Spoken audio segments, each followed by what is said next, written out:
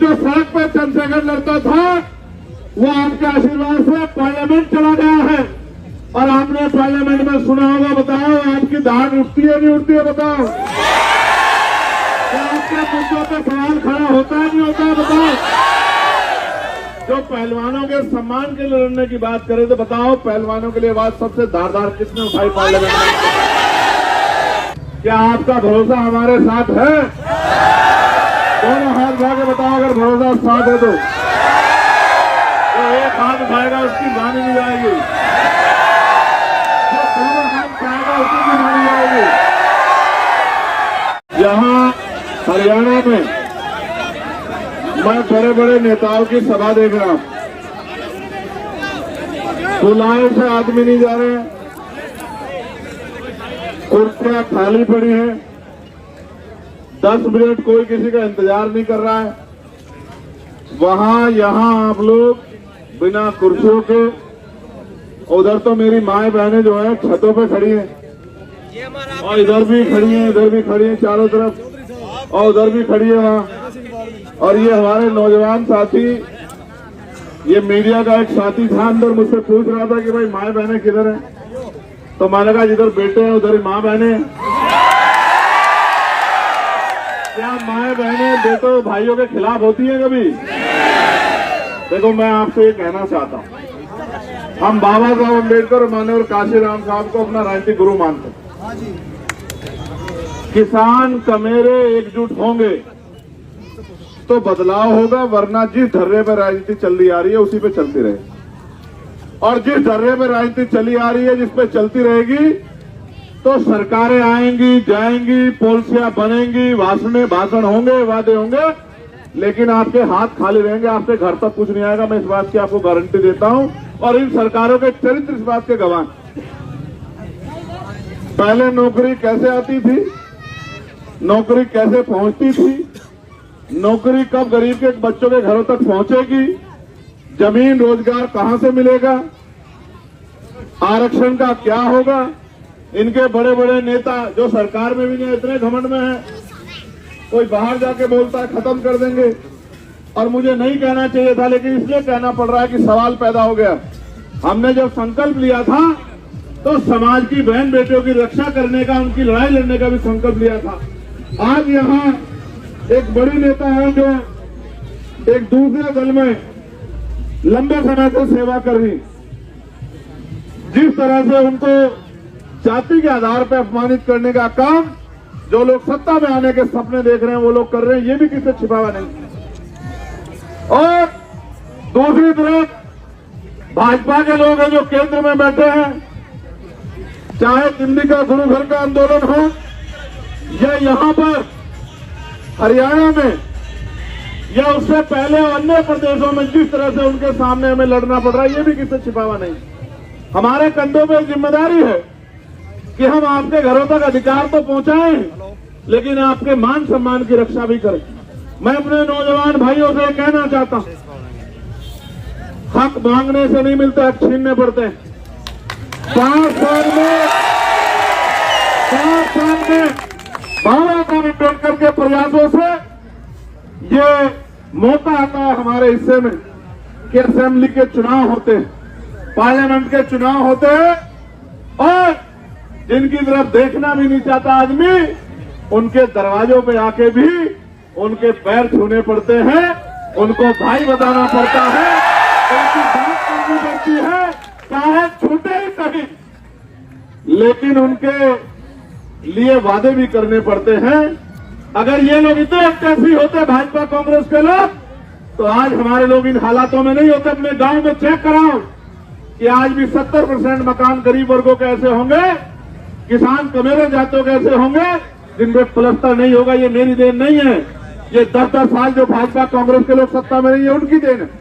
इनका बस चले तो सब क्षेत्रीय पार्टियों को जमीन दस्त कर दें और ये दिल्ली से बैठ के आपके फैसले करें।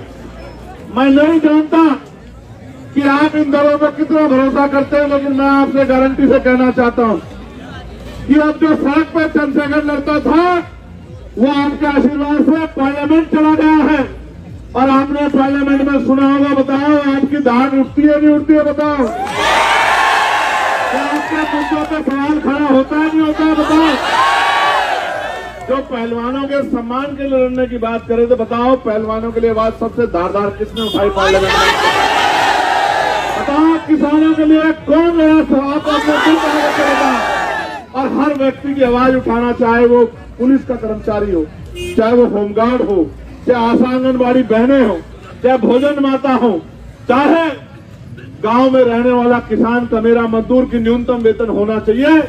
सबके लिए संघर्ष करें, लेकिन जब तक राजकाज नहीं बनेगा तब तक कैसे आपकी मदद कर पाएंगे आप बताओ। आज तो सरकारों ने प्राइवेट हॉस्पिटल बना दिए कि गरीब उसमें घुस ना जाए, प्राइवेट स्कूल बना दिए कि गरीब उसमें घुस ना जाए। ये किसान कमेरों का होगा क्या? मैं आपसे कहना चाहता हूं, आप मौका दो और आपके इस मौके से आपके घरों तक योजनाएं पहुंचाने का और आपके स्वाभिमान सम्मान की लड़ाई लड़ने का हम लोग करेंगे। क्या आपका भरोसा हमारे साथ है? दोनों हाथ उठा के बताओ अगर भरोसा साथ है तो एक हाथ उठाएगा उसकी मानी नहीं जाएगी, जो दोनों हाथ उठाएगा उसकी भी मानी जाएगी। तो जेजेपी के बहादुर योद्धाओं, जेजेपी के बहादुर योद्धाओं, हिम्मत मत हारना, हिम्मत मत हारना। मेरी बात को याद रखना, ये आपका मनोबल गिराने के लिए सब लोगों ने मिलजुल के इस आदमी को दफन करने के लिए पूरा प्रयास किया है। उनके आंखों में अगर कोई खटक रहा है, कांग्रेस के तो भाजपा नहीं खटक रही और भाजपा वालों की आंखों में कांग्रेस नहीं खटक रही। ये 36 साल का नौजवान जो कुछ बदलाव करने की हिम्मत रख के मैदान में है, ये खटक रहा है कि किस तरह से इसको कर लो।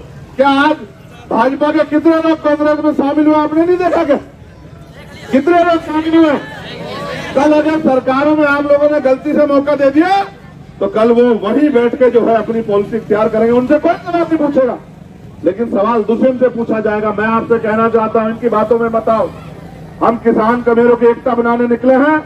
भाई कमल बराड़ा जी, भाई विजय जी, भाई सुखदेव जी, भाई संतलाल जी और हमारे यहाँ के तमाम नेता जो हैं वो दिन रात मेहनत कर रहे हैं। और आप जानते हैं कि जब जब आपके स्वाभिमान सम्मान की लड़ाई लड़ी गई, चाहे दिल्ली हो या कहीं और, हमने अपनी खून चुकाकर भी, मैं तो हरियाणा के साथियों का धन्यवाद करूंगा, यहां भी वो नौजवान होंगे, ये खड़े हैं नौजवान जिन्होंने दिल्ली में, जब दिल्ली में गुरु घर का आंदोलन हुआ, आप जानते हैं इस समय जब चुनाव चल रहा था, 21 अगस्त को आंदोलन हुआ था, आज मैं जेल काट रहा था, आपको याद है या नहीं है बताओ?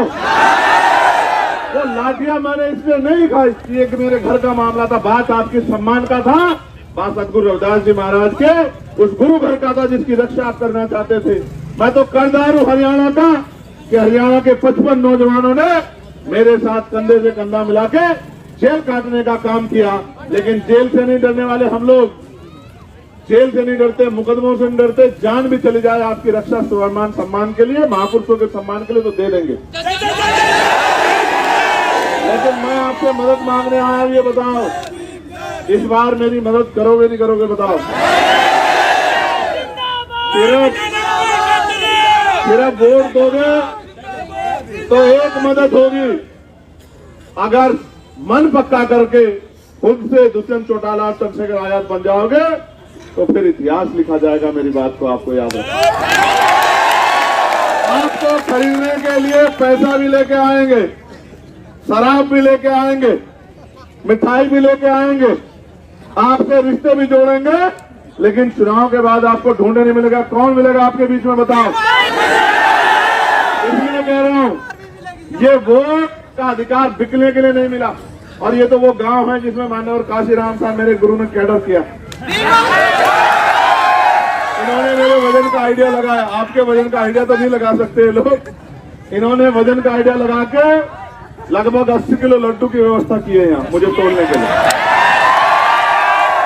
और मैं इनसे कहता हूँ, आप तो मुझे अपने सर के बराबर का बाल रख के भी तोड़ना चाहोगे तो आपका बाल जो है सम्मानित होगा, मेरा वजन उसके बराबर नहीं होगा।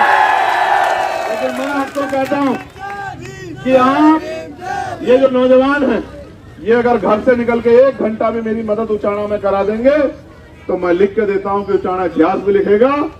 और इस बार ना इधर की हवा ना उधर की हवा। आप देखना, इस बार आपकी बात उचाणा की चंडीगढ़ में और मजबूती से जाएगी। मेरी बात को इशारों में समझ लेना।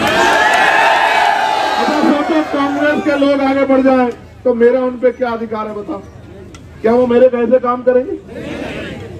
वो तो अपनी पार्टी के नेता को गाली दे रहे हैं, मुझे तो वो सपने में पता नहीं क्या कहते हैं। उजाले में तो कहने की हिम्मत जुटानी पड़ेगी। भाजपा के लोग अगर सत्ता में तो मेरी सुनेंगे क्या? कौन सुनेगा मेरी सुनेंगे वो जो मेरे साथ हैं, जिन पे मेरा जोर। अगर आजाद समाज पार्टी जेजेपी का एमएलए जीता तो उसका कलम पकड़ के काम करवा सकता हूं। और अगर भाई दुष्यंत आगे बढ़ जाते हैं तो इनसे मैं कह के भी और इतना भी दम रखता हूं कि मैं इनसे कलम पकड़ के कह सकता हूं कि यार मदद करके काम करवा। मगर वहां तक भेजने की जिम्मेदारी तो आपके हाथ में, मेरा तो वोट नहीं है। मेरा वोट होता तो मैं आज ही कह देता कि मेरा वोट भाई दुष्यंत को, लेकिन आप लोग मदद कर दोगे नहीं कर दोगे? पड़ोस के गांव में जाकर मैं सब जगह नहीं जा सकता। जिता दोगे नहीं जिता दोगे? लोग जो झूठ भरम फैलाएंगे उसको रोक दोगे नहीं रोक दोगे? और एक बात और सुनो, हमारे बड़े बड़े नेता भी आएंगे, उनकी रैली में तो चले जाना, सम्मान भी रखना होता है। लेकिन सुन लो, पहले मेरी पूरी बात सुन लो। लेकिन उनको भी ये बता देना कि वोट तो हम दुष्यंत चौटाला को दे। कर दोगे नहीं कर दोगे इतना काम? और जब तक कलम की ताकत हमारे हाथ में नहीं होगी तो बताओ क्या मदद कर पाएंगे? बताओ फिर जेलें काटेंगे? कोई बात नहीं। किसान जब बीज बोता है ना तो उसको नहीं पता कि फसल कैसी होगी। जानते हो नहीं जानते? मैं तुम्हारे प्यार का कदरदान, मैं इस गांव को नहीं भूलूंगा जीवन में। चप्पल टूट गई है, चप्पल फेंक के दौड़ रहे हैं, मैं इस प्यार को नहीं भूल सकता। मगर मैं फिर ये कह रहा हूँ, मेरी माओ से भी कह रहा हूँ, बताओ मदद करा दोगी नहीं करा दोगी? इस बार किसी की बातों में तो नहीं आओगी? पक्का? चलो फिर एक और बात, हाथ उठाओ, दोनों हाथ उठा दो। हमारा निशान क्या है बताओ? जोर से बताओ क्या निशान? पक्का?